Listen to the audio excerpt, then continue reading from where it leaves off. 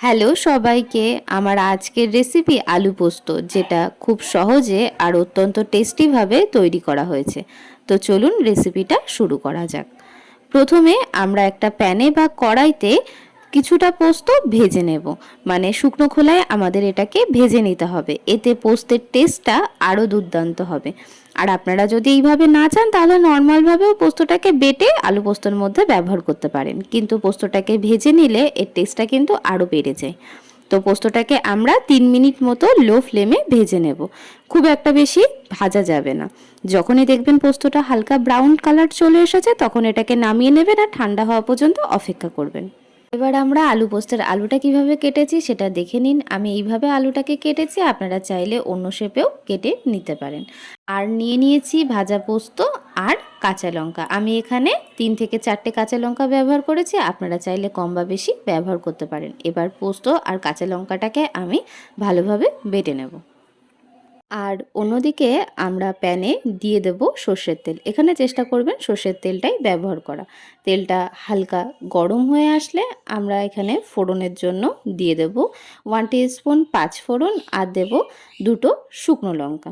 দিয়ে ভালোভাবে এটাকে আমাদের ভেজে নিতে হবে যতক্ষণ না পর্যন্ত এর ভাজা গন্ধটা বার হচ্ছে। যখনই ভাজা গন্ধটা বার হবে তখনই আমরা দিয়ে দেব কেটে রাখা আলুগুলোকে। এবার আলুগুলোকে একটু উল্টে পাল্টে দেব, আর আলুগুলো যাতে তাড়াতাড়ি নরম হয়ে যায় তার দরুন দিয়ে দেব 1 টিস্পুন লবণ আর দেব সামান্য পরিমাণে হলুদ। আপনারা যদি চান তাহলে হলুদটা স্কিপও করতে পারেন। এবার নুন আর হলুদটাকে আমরা মিশিয়ে নেব আর 2 থেকে 3 মিনিট মতো লো ফ্লেমে আলুগুলোকে ভেজে নেব। এইভাবে 2 থেকে 3 মিনিট ভেজে নেওয়ার পর আমরা এখানে দিয়ে দেব সামান্য পরিমাণে জল। জলটা দিয়ে আমরা একটা ঢাকা দিয়ে দেব 5 মিনিট মতো, যাতে আলুগুলো আরও ভালোভাবে সেদ্ধ হয়ে যায়।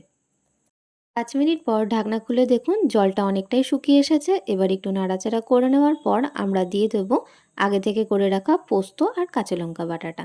দিয়ে আমরা 2 থেকে 3 মিনিট মতো আবারও একটুখানি এটাকে কষিয়ে নিতে হবে, যাতে পোস্তর কাঁচা গন্ধটা বার হয়ে যায়।